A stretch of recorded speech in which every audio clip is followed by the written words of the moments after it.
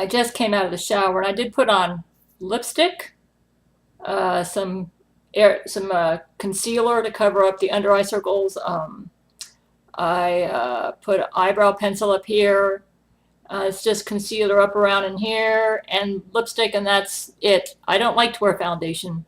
I like to let my skin breathe, and that's it. And I'm still doing my facelift exercises, and for 57, and I'm still doing my waist and my upper arm exercises. I'm really out of shape. But I've been doing this now I've been doing facelifts since about 2009, but not real regular.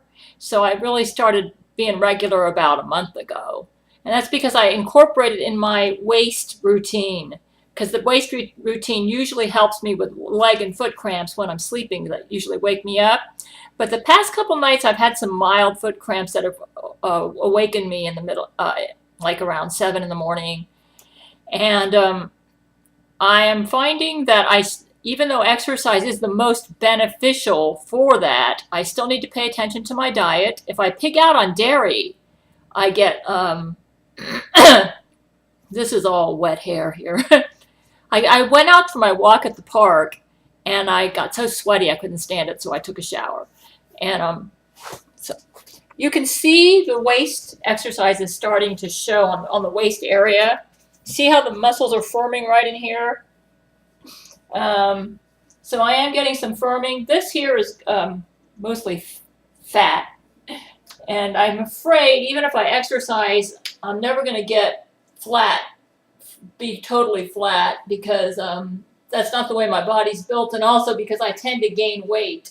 When I gain weight, I gain it in the upper arms, right in here and in here, but mostly in the waist and in the upper arms. But I'm at about 132 pounds, so with clothes on. So, and I'm 5'7" with small bone structure, and so this is a healthy weight for 5'7". That's 5'7" with no shoes, and see right there, this is something I didn't have before. This is all from the waist exercises that I'm doing. So that's kind of bringing that muscle in there. And this right here is fat. And I have finished my whole first draft of Jesus, the Eternal Bridegroom. It's a very rough draft. Right now it's way too long. It's 130,000 words.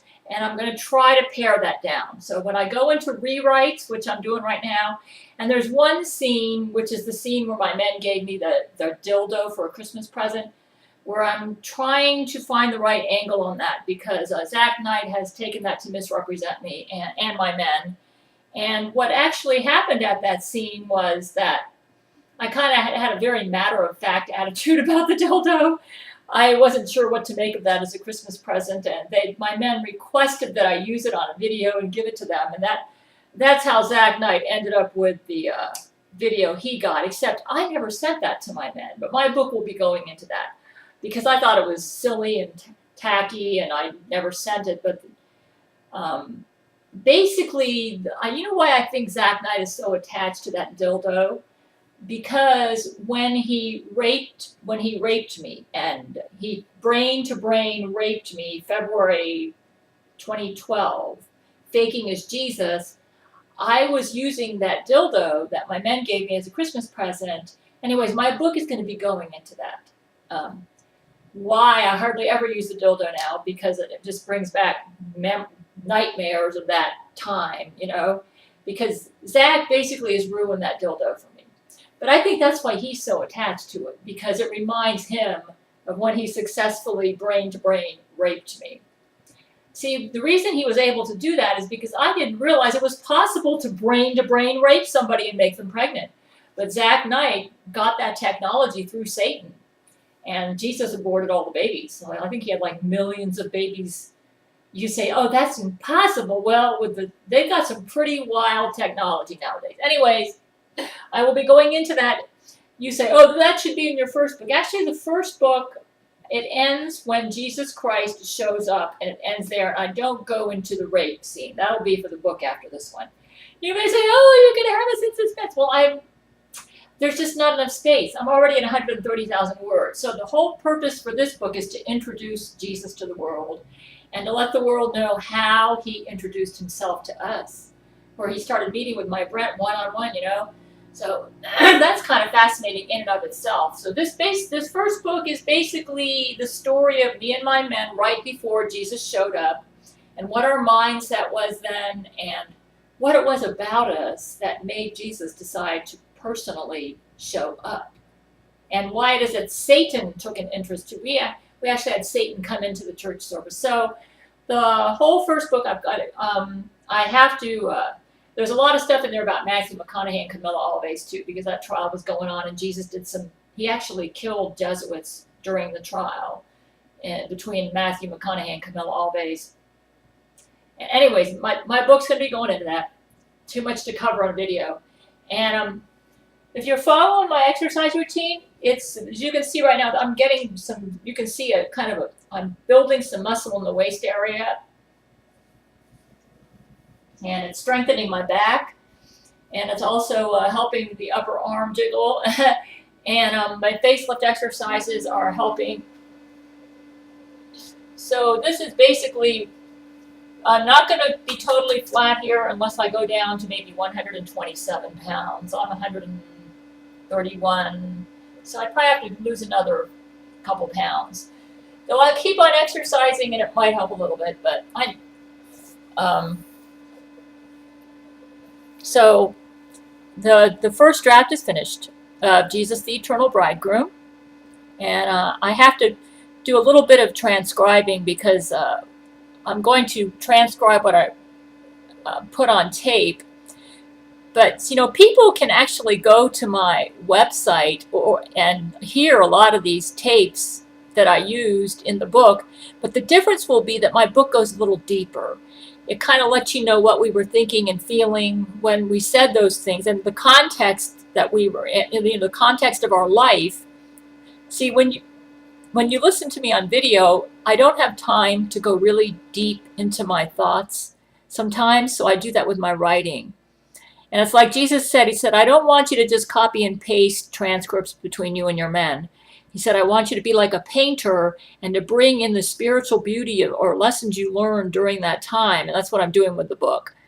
And my whole purpose for writing this book was to show what Jesus Christ is like. And the best way to show what he's like is to show what kind of people he likes to deal with. And, you know, what the condition of our hearts were like when he showed up. We were pretty much a brave, heroic, and vast bunch. And apparently those are the kind of people that Jesus likes to get the most intimate with. And so he really did show up. And the book that I'm writing, I explain how I could tell it was really him, based on my Bible knowledge and my spiritual experiences as a Christian. I've been a Christian since 1971. I'm a Bible college graduate. And I also have been very close to Jesus most of my life and have learned how to live by faith. Like, I actually went into a missionary preparation course. So the book is coming along, and I might be able to make my Easter deadline. And this book is a lot deeper than any other book I've written, with maybe the exception of Silver Skies, my novel. And that's necessary, because how can I introduce Jesus with a shallow book? I can't, because he's not shallow. And I think people will come away from this book with a deeper understanding of me and my men and Jesus Christ, and the kind of people he likes to deal with, and the kind of hearts he approves of. And that was my whole purpose for writing this book, because the tribulation saints, I've been in my devotions, the Lord has shown me that the tribulation saints will be putting my books right next to the Bible as part of their devotions, and to encourage them and to give them wisdom on how to deal with the Antichrist. And Jesus told us the Antichrist is Zach Knight. So apparently he will be 666, or the Antichrist, unless he miraculously repents and turns to God. But right now he willingly and knowingly follows Satan, and his Jesuits know that, but the Jesuit order is very deceptive organization, and they don't let the world know what their true nature is. That they're basically Satan worshipers, and they worship Satan and follow. Zach Knight meets with Satan. Jesus told us Zach Knight meets with Satan at least once a week. I actually got a chance to snoop in on Zach Knight one time, and he was actually, there was a time when he wanted a vacation from snooping on me, and Satan got on him and said, you don't get any vacation from snooping on Gail. She should be your number one priority, and you need to make sure you're on top of her all the time. So Satan is the one who orders the Antichrist to stay on top of me. And Jesus calls me his favorite. And this book that I'm writing is going to try to show the world why I am his favorite. Not that I'm trying to be boastful or proud, but they're going to need to know this so that they won't be deceived by the Antichrist during the tribulation. So I'm writing this book to assist the future tribulation saints and people who want to follow Jesus now. You know, the Church of Jesus Christ has been around since he came, and established it under the Apostle Paul and the Apostle Peter and John and James. And it's developed some attitudes that Jesus would not quite approve of. And then in some areas it's strong. And the purpose of my book is to show what it is Jesus, how he wants his Christians to be during these last days, these horrible last days when sin is so rampant. The immorals today are like in the days of Noah. They're really bad. And so my book is just a guide for people who want to follow God in these days where the morals of the world are like in the days of Noah. And to follow God in these days means you may not necessarily win a popularity contest. And, anyways, my book's showing the heart condition that you need to be pleasing to God in these last days. And Jesus seemed to be telling me that during the tribulation, in Revelation 10, they had that little scroll. He seemed to be telling me, Gail, your writings are that little scroll, and people will go to heaven or hell in the tribulation based on how they respond to the story of you and your men. And that's why that little scroll is sweet as honey to those who love your story. But when they eat it, when they try to follow your example and to follow me like you have followed me, then it becomes bitter, because in the tribulation they may very well have to give their life for being a true Jesus follower and honoring God like me and my men do. So that's why the roll becomes bitter in Revelation 10, those who honor me in my story. But I do believe that I am the subject of Revelation 10, that me and my men are the little scroll, our story is. And so my writings are very, very important. They will determine the eternal destiny of the tribulation saints. And so, anyways, the first draft has been completed. Jesus has already read the book because he knows the future. And he told Terrance Jenkins that he loved it. So it's coming along. I think it'll be done in about a month or so.